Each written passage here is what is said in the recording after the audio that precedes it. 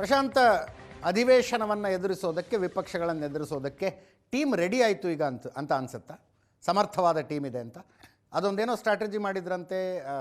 ಬಾಲಕೃಷ್ಣ ಅವರು 30 ಜನರ ಪಟ್ಟಿ ಮಾಡಿದಾರಂತೆ, ಚೆನ್ನಾಗಿ ಮಾತಾಡೋರು. ಅದರಲ್ಲಿ ಒಂದು 10 ಜನ ಎನಿ ಟೈಮ್ ಇರಲೇಬೇಕು ಅಂತೇನೋ ಮಾಡಿದಾರಂತೆ. ಅದರಲ್ಲಿ ಶಾಸಕರು ಇದ್ದಾರೆ, ಸಚಿವರು ಇದ್ದಾರೆ. ಪ್ರತಿ ಸರ್ಕಾರದಲ್ಲೂ ಪ್ರತಿ ಪೊಲಿಟಿಕಲ್ ಪಾರ್ಟಿಯು ಅದನ್ನು ಮಾಡ್ತಾ ಇರುತ್ತೆ. ಮತ್ತು ಡಿ ಕೆ ಶಿವಕುಮಾರ್ ಅದರಲ್ಲೆಲ್ಲ ಮಾಹಿರಿದ್ದಾರೆ. ಅಂದರೆ ವಿಪಕ್ಷಗಳಿಗೇನು ಉತ್ತರ ಕೇಳ್ತವೆ, ಯಾರು ಎದ್ದು ಮಾತಾಡಬೇಕು, ಈ ಸ್ಟ್ರಾಟಜಿ ನಿಶ್ಚಿತವಾಗಿ ಸರ್ಕಾರಗಳು, ಎಲ್ಲ ಸರ್ಕಾರಗಳು ಮಾಡಬರೋದು. ಆದರೆ ಪ್ರಮುಖವಾಗಿ ಒಂದು 2 ವಿಷಯಗಳಲ್ಲಿ ಯಾರು ಸದನವನ್ನು ಮತ್ತು ಪಬ್ಲಿಕ್ ಎಟ್ ಲಾರ್ಜನ್ನು, ಸದನ ಅಂದರೆ ಅಲ್ಲೇನು ಬರೀ ವಿಪಕ್ಷಗಳ ಶಾಸಕರನ್ನು ಕನ್ವಿನ್ಸ್ ಮಾಡೋದಲ್ಲ, ಹೌದು, ಅವರ ಮೂಲಕ ಇಡೀ ಪಬ್ಲಿಕ್ ಎಟ್ ಲಾರ್ಜ್ ಏನಿದೆ ಅವರನ್ನು ಕನ್ವಿನ್ಸ್ ಮಾಡುವ ಪ್ರಯತ್ನವನ್ನು ಹೇಗೆ ಸರ್ಕಾರ ನಿಭಾಯಿಸುತ್ತೆ ಅನ್ನೋದು ಸ್ವಲ್ಪ ಕುತೂಹಲಕಾರಿ. ಯಾಕಂದರೆ ಮೊದಲ ಬಾರಿ ಡಿ ಕೆ ಶಿವಕುಮಾರ್ ಮುಖ್ಯಮಂತ್ರಿ ಆಗಿರುವಾಗ ಈ ಸದನ ನಡೀತಾ ಇದೆ. ಕಳೆದ 2 ತಿಂಗಳ ಅವಧಿಯಲ್ಲಿ ನಾವು ಗಮನಿಸ್ತಾ ಇರ್ತಕ್ಕಂಥದ್ದೇನು ಅಂತಂದರೆ, ನೋಡಿ, ಪ್ರಿಯಾಂಕ್ ಖರ್ಗೆ ಕಳೆದ 3.5 ವರ್ಷದಿಂದ ಅವ್ರು ಮಾತಾಡ್ತಾನೆ ಇದ್ದಾರೆ. ಎಲ್ಲ ವಿಷಯದಲ್ಲೂ ಮಾತಾಡ್ತಾರೆ, ಸೈದ್ಧಾಂತಿಕ ವಿಷಯ ಇದ್ದಾಗ ಅವ್ರು ಜಾಸ್ತಿ ಮಾತಾಡ್ತಾರೆ. ಹೌದು. ಬಟ್ ಈಗ ಬಿಡದಿ ವಿಷಯ ಬಂತು, ಡಿ ಕೆ ಶಿವಕುಮಾರ್ ಮತ್ತು ಬಾಲಕೃಷ್ಣ ಬಿಟ್ಟರೆ ಬೇರೆ ಯಾರೂ ಆ ವಿಷಯದಲ್ಲಿ ಮಾತಾಡಲಿಕ್ಕೆ ಬಂದಿರಲಿಲ್ಲ. ಅಂದರೆ ಅವ್ರದ್ದೇ ವೈಯಕ್ತಿಕ ಪ್ರಾಜೆಕ್ಟ್ ಅನ್ನುವ ರೀತಿಯಲ್ಲಿ ಅವರಿಬ್ಬರೇ ಮಾತನಾಡಬೇಕಾಗತಕ್ಕಂಥ ಒಂದು ಪರಿಸ್ಥಿತಿ ಉದ್ಭವ ಆಯಿತು. ಬಿ ಕೆ ಹರಿಪ್ರಸಾದ್ ಇರ್ಬೋದು, ಕೃಷ್ಣ ಬೈರೇಗೌಡರು ಇರ್ಬೋದು, ಜಿ ಪರಮೇಶ್ವರ್ ಇರಬಹುದು, ಇವರು ಎಂ ಬಿ ಪಾಟೀಲ್ರು ಇರ್ಬೋದು, ಯಾರೂ ಕೂಡ ಸರ್ಕಾರವನ್ನು ಡಿಫೆನ್ಸ್ ಏನು ಮಾಡಬೇಕಲ್ವಾ? ಹೌದು. ಈಗ ನಾಗೇಂದ್ರರ ವಿಷಯದಲ್ಲಿ ಸರ್ಕಾರದಿಂದ ಯಾರು ಮಾತಾಡ್ತಾರೆ ಅನ್ನೋದು ಬಹಳ ಮುಖ್ಯ. ಹೆಂಗೆ ಕನ್ವಿನ್ಸ್ ಮಾಡ್ತಾರೆ? ಈಗ ನಾಗೇಂದ್ರರ ವಿಷಯ ವಿಪಕ್ಷಗಳು ಪ್ರಸ್ತಾಪ ಮಾಡ್ತವೆ. ಒಂದು ಆರ್ಗ್ಯುಮೆಂಟ್ ಇರುತ್ತೆ, ಹೌದು ವಿಪಕ್ಷಗಳು ನೀವಿದ್ದಾಗಲೂ ಇದೇ ಆಗ್ತಿತ್ತಲ್ರಿ ಅಂತ. ಬಟ್ ಅದು ಅಲ್ಲಿಗೆ ಸಾಕಾಗಲ್ಲ. ಹೌದು. ನಾಗೇಂದ್ರರ ವಿಷಯದಲ್ಲಿ ಕೋರ್ಟ್ ಏನಾದರೂ ವ್ಯತಿರಿಕ್ತವಾಗಿರ್ತಕ್ಕಂಥ ತೀರ್ಮಾನವನ್ನು ಕೊಟ್ಟಲ್ಲಿ ಅವರನ್ನು ಉಳಿಸ್ಕೊಳ್ಳೋದು ಸರ್ಕಾರಕ್ಕೂ ಕಷ್ಟ ಆಗುತ್ತೆ, ಅದು ಮುಜುಗರ ಕೂಡ ಆಗುತ್ತೆ. ಹಾಗಂತ ನೀವು ತಕ್ಷಣಕ್ಕೆ ರಾಜೀನಾಮೆ ಕೊಡಿಸೋ ಹಂಗೂ ಇಲ್ಲ.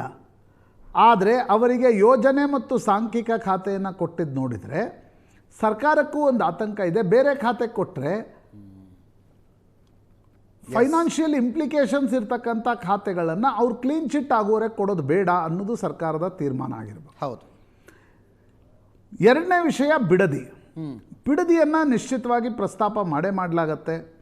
ಒಂದು ಹೊಸ ಅಸ್ತ್ರ ಕಾಂಗ್ರೆಸ್ ಸರ್ಕಾರಕ್ಕೆ ಸಿಕ್ಕಿದೆ ಅಂತ ಅನಿಸುತ್ತೆ. ನಿನ್ನೆ ಪರಪ್ಪನ ಅಗ್ರಹಾರ ಜೈಲ್ ರೇಡನ್ನು CCB ಅವರು ಮಾಡಿದ್ದಾರೆ. ಅಲ್ಲಿ ಅನೇಕ ಕೈದಿಗಳ ಬಳಿ ಏನು ಪೆನ್ ಡ್ರೈವ್ ದೊರೆತಿದೆ, ಮೊಬೈಲ್ಗಳು ದೊರೆತಿವೆ. ಇದು ಕೂಡ ಒಂದು ಸರ್ಕಾರಕ್ಕೆ ಒಂದು ಅಸ್ತ್ರವಾಗಿ ಪರಿಣಮಿತ ಆಗ್ಬೋದು. ಬಟ್ ವಿಪಕ್ಷಗಳಿಗಿರ್ತಕ್ಕಂಥ ಒಂದು ಅಸ್ತ್ರ BJPಗೆ ನಾಗೇಂದ್ರ, JDS ಬಳಿ ಇರ್ತಕ್ಕಂಥ ಅಸ್ತ್ರ ಬಿಡದಿ. ಇದನ್ನು ವಿಪಕ್ಷಗಳು ಹೇಗೆ ಪ್ರಸ್ತಾಪಿಸ್ತವೆ, ಸರ್ಕಾರ ಹೇಗೆ ಉತ್ತರ ಕೊಡುತ್ತೆ.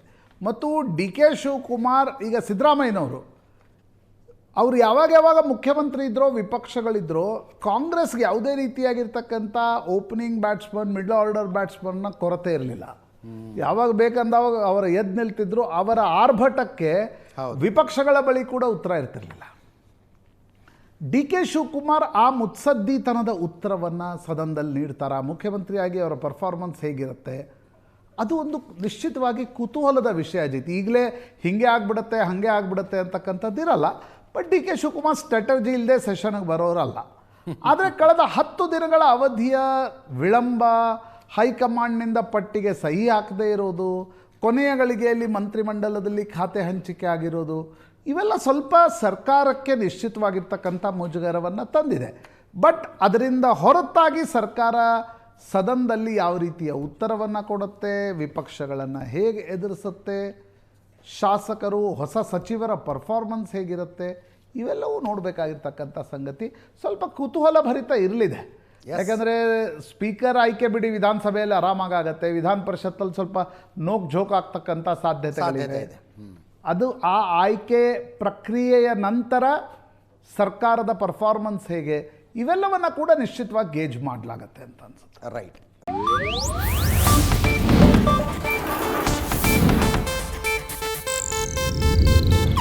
ಇದು ಏಷ್ಯಾನೆಟ್ ನ್ಯೂಸ್ ನೆಟ್ವರ್ಕ್ ಪ್ರಸ್ತುತಿ.